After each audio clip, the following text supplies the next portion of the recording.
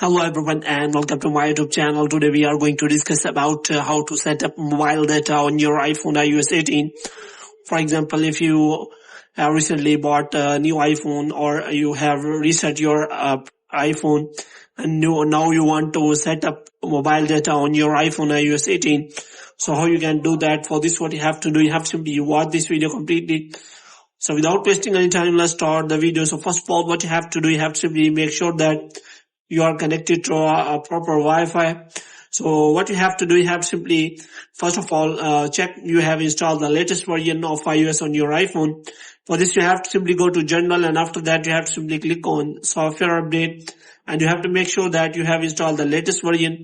And after that, what you have to do next is you have to simply go to General again, and this time you have to simply click on Transfer or Reset iPhone.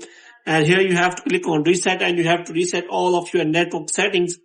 And after that, what you have to do next is you have to simply go to the main portion, which means you have to set up mobile data.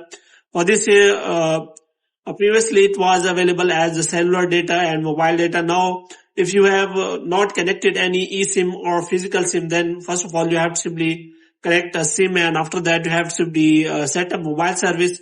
And after setting up the mobile service, you can simply select from the mobile data, which may be. So here you can simply get set up mobile data. So there are two options available: to transfer from nearby iPhone, which means you can simply set up mobile service from nearby iPhone, or you can also use QR code to scan so that you can use the data of a nearby iPhone.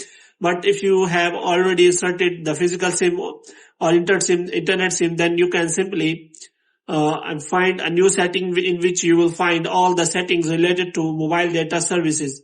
So here you have to simply set up all the settings related to mobile data, and you have to set it to 4G or 5G or according to your mobile data. So hope you have liked this video. If you get more videos like these, you can subscribe our channel.